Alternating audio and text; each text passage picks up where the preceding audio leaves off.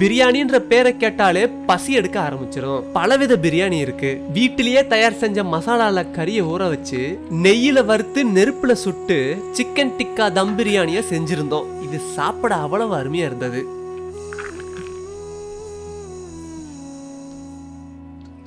கோழிக்கறி டிக்கா தம் பிரியாணி செய்யறதுக்காக 1/2 கிலோ நாட்டு கோழிக்கறிய சுத்தமா கழுவி எடுத்துக்கிட்டோம். இப்ப ஒரு தேக்கரண்டி இஞ்சி பூண்டு விழுது, ஒரு தேக்கரண்டி எலுமிச்சை சாறு, கூடவே ஒரு தேக்கரண்டி உப்பை சேர்த்து நல்லா கலக்கி விட்டுறலாம்.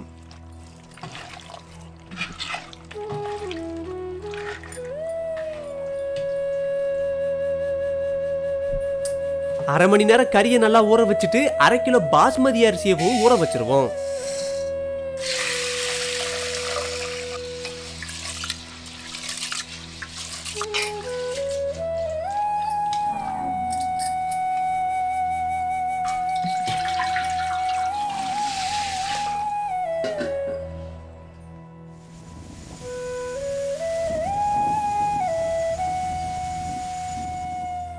இந்த அளவுக்கு சுக்கு, 2 ஏலக்காய், ஒரு பட்டை, 3 கிராம்பு, 12 வரமிளகாய், 1/2 தேக்கரண்டி வறுத்த சீரகம், ஒரு தேக்கரண்டி வரக்கொத்தமல்லி, இது எல்லாத்தையும் அம்மியில வச்சு அரைச்சு பொடியாக்கி எடுத்துக்கலாம்.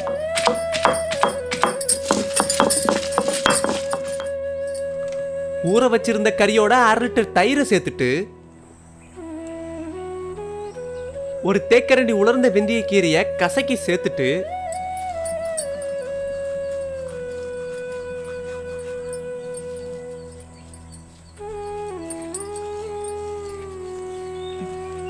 அரைச்சு வச்சிருந்த மசாலா,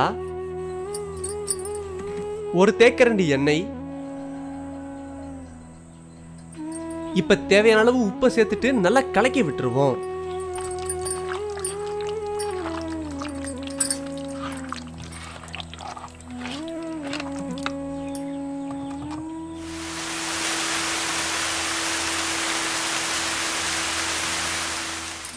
கால் கிலோ பெரிய வெங்காயத்தை பொடியா நறுக்கி எண்ணெய் ஊத்தி நல்லா வறுத்து எடுத்துக்குவோம்.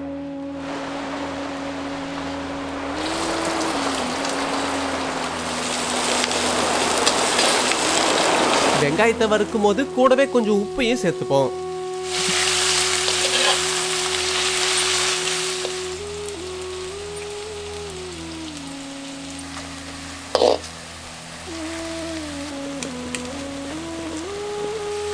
இந்த பதத்துக்கு வெங்காயத்தை வறுத்தாலே போதுமானது.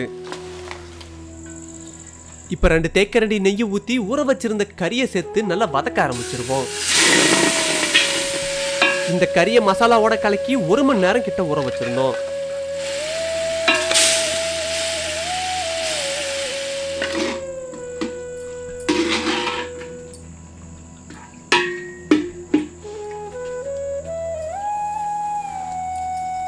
இப்ப கறி வேகிறதுக்காக தட்டத்தை வச்சு இறுக்கமா மூடி வச்சிடலாம்.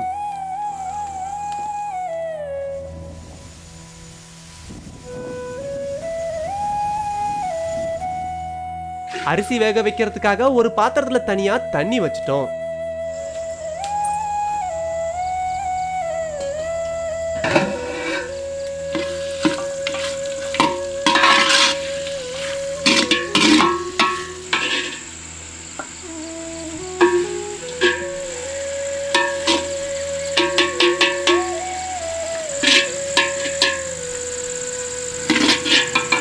கறி நல்லா வந்ததும் கறியை மட்டும் மசாலால இருந்து தனியா பிரிச்சு எடுத்தாச்சு.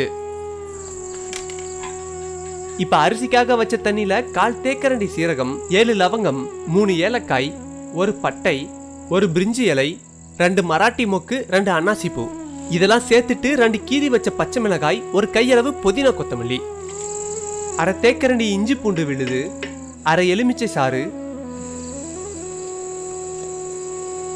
ஒரு தேக்கரண்டி எண்ணெய், உப்பு இதெல்லாம் சேர்த்து தண்ணியை நல்லா கொதிக்க விட்டுருவோம். இப்ப நம்ம வேக வச்சிருந்த கறியை நெருப்புல சுட்டு எடுத்துக்கலாம்.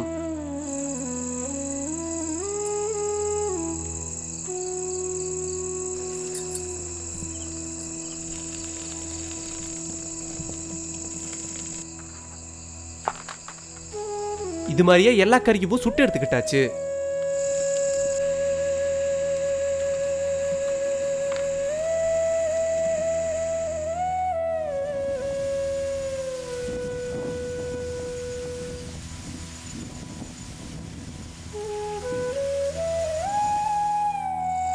ஒலை கொதிச்சதும் ஊற வச்சிருந்த அரிசியை இப்ப சேர்த்தாச்சு. இந்த அரிசியை கிட்டத்தட்ட 2 மணி நேரம் ஊற வச்சிருந்தோம். சாதம் வெந்ததும் தனியா வடிச்சு வச்சுட்டு கறியை வதக்கி வச்சிருந்த மசாலாவோட நம்ம வறுத்து வச்சிருந்த வெங்காயத்துல பாதியை சேர்த்துப்போம்.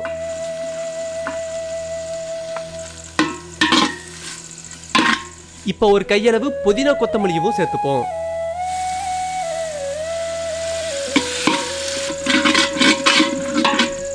இப்ப 1 டம்ளர் அளவு தண்ணி ஊத்தி நல்லா கிண்டிட்டு வடிச்சு வச்சிருந்த சாதத்துல பாதியை சேர்த்துப்போம்.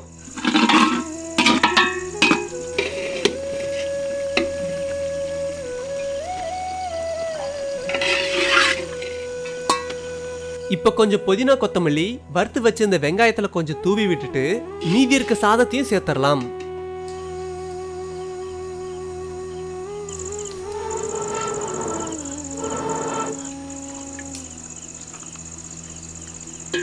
கடைசியா இது மேல புதினா கொத்தமல்லி மீதி இருக்க வெங்காயத்தை தூவிட்டு ஒரு தேக்கரண்டி அளவு ஊற வச்சிருந்த குங்குமப்பூ தண்ணியை சேர்த்துப்போம். அடுத்து 100 ml காய்ச்சி வச்சிருந்த பாலை சேர்த்துட்டு நம்ம சுட்டு வச்சிருந்த கறியை சேர்த்துருவோம்.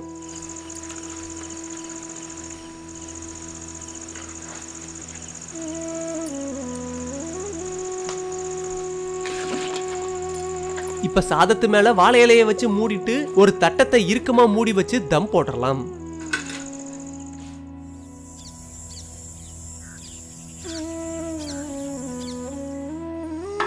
சரியா 20 நிமிஷம் விட்டு இப்ப எடுத்தா சிக்கன் டிக்கா தம் பிரியாணி தயாராயிடுச்சு.